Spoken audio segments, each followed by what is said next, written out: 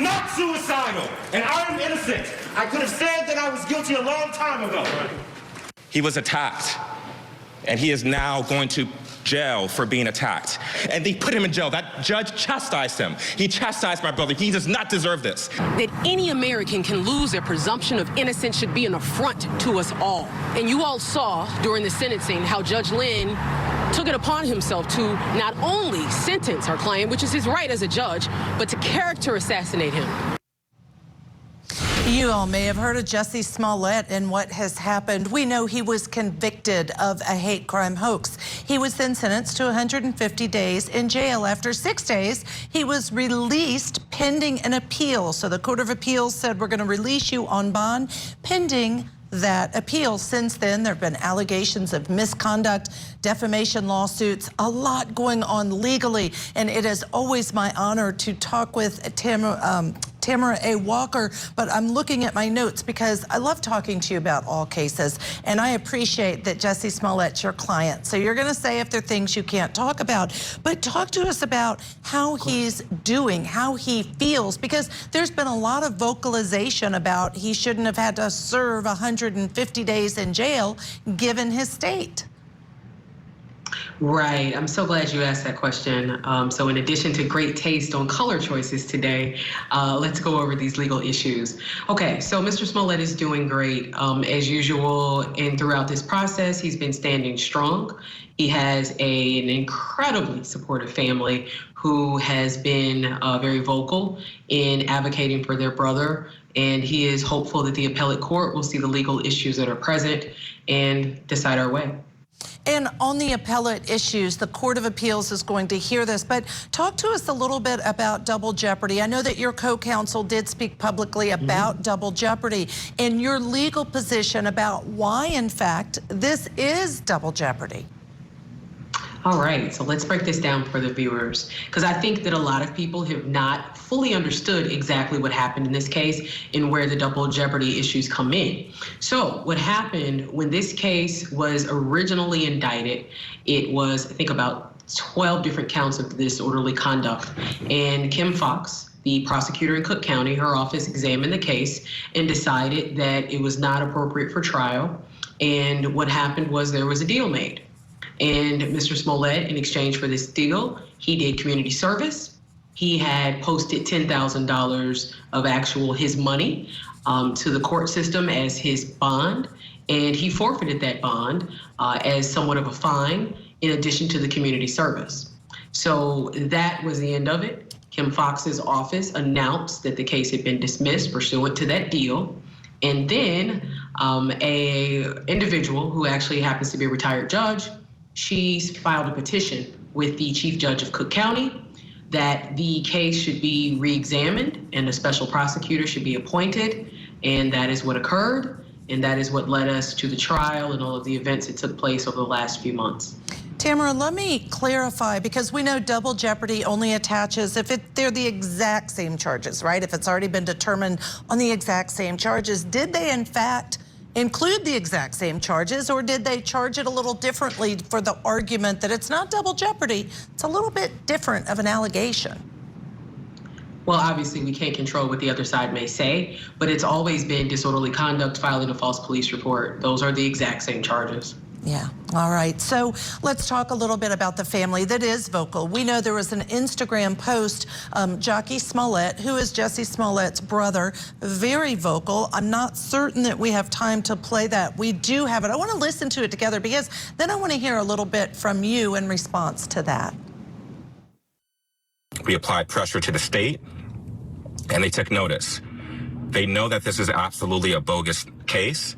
And they know that ultimately the Smollett family is probably one of their biggest liabilities right now. To the state of Illinois, take note. I'm calling you out right now. Clear my brother's name.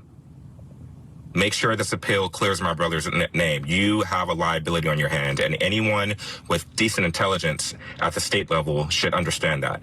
You have an extreme liability on your hand in the Smollett family. There's absolutely no evidence proving Jussie did this. There never was. The CPD went on a smear campaign of my brother's name. There is absolutely no evidence. There are two witnesses, Anthony Moore and Rebecca Bell, who corroborate my brother's story. There's countless numbers of police misconduct in this case, judicial misconduct, prosecutorial misconduct, double jeopardy. State of Illinois, do the right thing. Make sure this appeal goes through. Tamara, I know defense attorneys often tell their clients, be quiet, don't talk to anybody, because we're navigating all your legal cases and we don't ever want it to be used against you in any way you may not even intend. Do you feel the same way about his brother speaking on Jussie's behalf? Well, obviously his brother is not bound by the jurisdiction of the court. It's very important to us that the appellate court focuses on the legal issues, and, people have a right to make social media posts, that type of thing. Again, I said he has a very supportive vocal family, and that's a demonstration of that. However, obviously it's our hope that the appellate court, and they've always been above politics and above the trends of the day. We hope that they continue that focus as they did in granting our emergency motion in just 6 days. So we want to continue to focus on that trend and make certain that the appellate court understands the issues, like the double jeopardy issue we just spoke about, and some of the other issues that were present with our case. Is there any expectation that we can hear from Jussie directly during the pending of this appeal? I think that he's decided to take a backseat and let his family kind of speak for him, that's definitely been what's been transmitted.